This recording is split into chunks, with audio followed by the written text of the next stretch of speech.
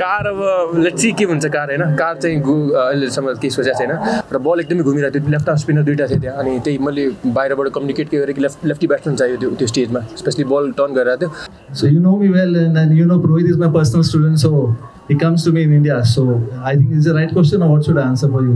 I think he's number one on the scoreboard as a batsman right now even having all the foreigners अब next 2 games जित्यो भने hopeful हुन सकिन्छ अरु टिम्सहरुको रिजल्टलाई लिएर before he came in today and today now after this score he is actually going to be ahead of all the others basically त्यो feel भइरहेको थियो मलाई कि मैले गर्नुपर्ने जस्तो लागेको थियो हैन र बेसिकली आई थट त्यो चाहिँ मेरो मिस्टेक थियो र आई थिंक त्यो चाहिँ मैले अन गर्नुपर्छ त्यो mistake I was expecting Rijan, Kushal, they are doing exceptionally well. Except for today, I think Kushal has bowled the brilliant spells in his life, and he's done a brilliant captainship. First time he's captaining. I think we have to just wait and be patient because still there are a few more games to go.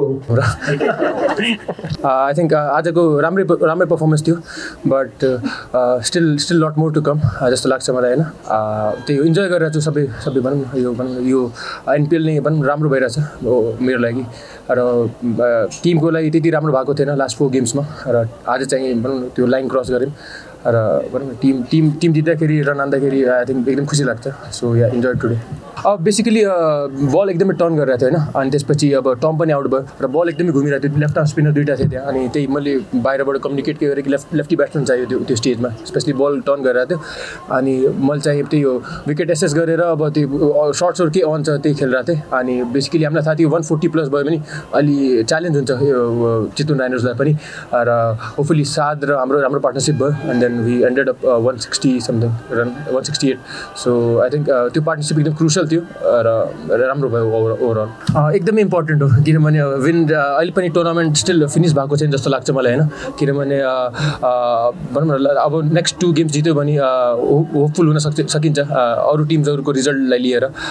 Maybe I think गडको के plan होला so I think आफ्नो काम गरौँ अनि let's see के हुन्छ भर्खर कुरा त भएको छैन हैन अहिलेसम्म कुरा भएको छैन ठ्याक्कै त्यो सकिन बित्तिकै ठ्याक्कै यहाँ आएँ उता प्रेजेन्टेसन गरेँ त्यसपछि आएँ र अघि कोसँग कुरा गर्दाखेरि लट प्ले टुडे भनेर भन्नुभएको थियो सो मेबी राम्रै हेरौँ के हुन्छ बेसिकली त्यो फिल भइरहेको थियो मलाई कि मैले गर्नुपर्ने जस्तो लागेको थियो हैन र बेसिकली आई थट त्यो चाहिँ मेरो मिस्टेक थियो र आई थिंक त्यो चाहिँ मैले अन गर्नुपर्छ त्यो मिस्टेक बेसिकली हामी एज अ लिडरशिप ग्रुप के ट्राई गरिरहेको थियौँ कि जति पनि भनौँ प्लेयर्सहरू हुनुहुन्छ फरेन प्लेयर्स डोमेस्टिक प्लेयर सबैको भनौँ न त्यो माइन्डसेट चाहिँ पोजिटिभ नै राखौँ बेसिकली 4 गेम हारिसकेपछि अब यो ट्राई हामी मुभी हेर्न गयौँ टिम बन्डिङ गरिरहेको थियौँ सो बेसिकली सबैको एन्भाइरोमेन्ट टिम राम्रो होस् र रिजल्ट अब भनौँ न त्यो 2टा गेम एकदम टाइट थियो र रिजल्ट आइरहेको थिएन हो र so basically we wanted them सबैजनालाई एकदम पोजिटिभ फ्रेम अफ माइन्डमा हुनलाई किनकि नेक्स्ट 3 गेम्स पनि अब जित्यो भने चाहिँ टुर्नामेन्ट ओपन छ जस्तो लाग्छ मलाई र आई थिंक त्यो बेसिकली मेन गोल चाहिँ एन्भाइरोमेन्ट चाहिँ एकदम पोजिटिभ राख्नुपर्ने थियो कार अब लेट्स सी के हुन्छ कार हैन कार चाहिँ अहिलेसम्म केही सोचेको छैन बट बेसिकली यो टुर्नामेन्टमा चाहिँ एकदम राम्रो भइरहेछ ब्याटिङ गर्ने बेला चाहिँ एकदम पोजिटिभ फिल गरिरहेको छु स्पेशली बल एकदम राम्रोसँग हेरिरहेको छु सो त्यो चाहिँ एकदम पोजिटिभ हो मेरो लागि र त्यही कन्टिन्यू गरेर हरेक म्याचमा बेसिकली हुन्छ नि राम्रो टाइम चलिरहेको बेला आई थिंक त्यसलाई कन्भर्ट गरेर गुडलाई ग्रेटमा कन्भर्ट गर्न ट्राई गरिरहेको छु र मेरो लागि काम गरिरहेको छु ट्राई के गरिरहेको थिएँ कि जस्तो इम्प्रुभ गर्न खोजिरहेको थिएँ हैन लास्ट 2 वर्षदेखि नै भनौँ न जति पनि भनौँ रन हान्दाखेरि पनि ट्राई कोचेसहरूसँग अब मौन्टी सर नन्द सर हुनुहुन्थ्यो त्यति बेला सो ट्राई गरेर चाहिँ के एरिया ओपन गर्न सक्छु जस्तो रिभर्स स्विप भयो अरू भनौँ कटहरू भयो सो त्यही ट्राई गरेर चाहिँ ओपन त्यो एरिया ओपन भयो भने चाहिँ मेरो त्यो रन स्कोरिङ एरिया अझै बढ्छ र त्यो ओपन भयो रन एरिया पनि बढिरहेछ र मसँग धेरै अपर्च्युनिटीहरू पनि छ नि त सो आई थिंक त्यसले चाहिँ वर्क गरिरहेछ त्यही हो राम्रो भइरहेको बेला के ट्राई गर्नुपर्छ कि योभन्दा बेटर कसरी गर्ने र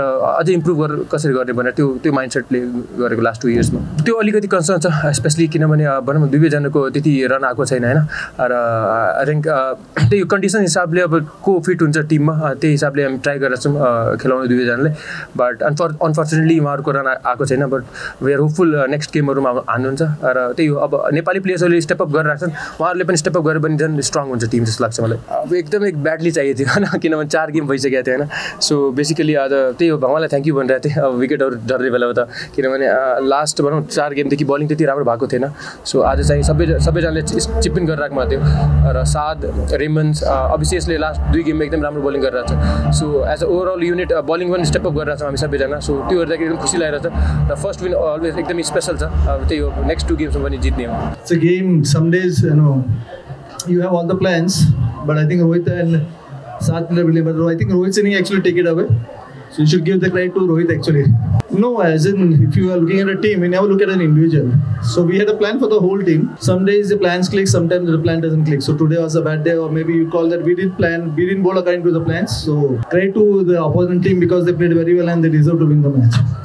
I was expecting Rijan, Kushal, they are doing exceptionally well. Except for today, I think Kushal has bowled the brilliant spells in his life and he's done a brilliant captainship. First time he's captaining. I think we have to just wait and be patient because still there are a few more games to go. And the way Kushal is come back as a captain, I think we have to just wait for 2 more games and then wait because Rijan is doing very well exceptionally. Kushal is doing exceptionally very well. Some of the local boys have been doing really good. Even Amar has been bowled that last over. He did brilliant. He took 2 wickets in that match. So we just wait for those. That some of the days we will get bad days, but today maybe we didn't have our days. So hopefully we have to wait and plan better maybe next time. It's been brilliant. I think looking at Ravi and Sohail, they've been very helpful on the ground. Even when Sharad was there, he made very helpful use to the captain. So that was the whole idea. And the way Kushal is coming up as a leader and then he's performing as well. So maybe today was not his day and 2 drop catches. So hopefully next time we can make it up. Muscle spasm. I cannot be a doctor and change his muscle spasm. So if he's not fit enough, I cannot take a risk because youngster they have a long life enough in the front. So just for 1 game, I cannot risk his career. So that was being careful is such an important aspect for us also because there are a few more important games we're waiting for. So you know me well and Rohit is my personal student so he comes to me in India. So I think it's the right question or what should I answer for you? I think he's number 1 on the scoreboard as a batsman. Right now, even having all the foreigners, before he came in today and today now after this score, he's actually going to be ahead of all the others. He's number 1 run scorer in the whole of Nepal League. So I think it's a big thing for Nepal Premier League where we spoke that a Nepal cricketer, if he's on the top of the list, I think there's nothing better than this. साथीहरुको लागि यो हात सलाम दुश्मनको लागि यो हात फलाम तपाईहरु हेर्दै हुनुहुन्छ केन्द्रबिन्दु टेलिभिजन लाइक र सब्स्क्राइब गर्न नभुल्नुहोला नमस्ते म साम्राज्ञी राज्यलक्ष्मी शाह बोल्दैछु र तपाईले हेर्दै हुनुहुन्छ Kendrabindu TV do not forget to like subscribe comment and share Hello everybody, this is me Anmol Kesi and you're watching Kendrabindu channel. Please like, share and subscribe. Thank you. नमस्ते म कलाकार प्रियङ्का कार्की यहाँहरु हेर्दै हुनुहुन्छ केन्द्रबिन्दु टेलिभिजन प्लिज लाइक गर्नुस् subscribe गर्नुस् thank you नमस्कार म नाजिर हुसैन तपाईहरु हेर्दै हुनुहुन्छ Kendrabindu TV so please don't forget to subscribe like and comment below अनि तपाईहरुलाई भिडियो मन पर्यो भने प्लिज भिडियो शेयर पनि गरिदिनु होला thank you so much global IMA bank सबैका लागि बैंक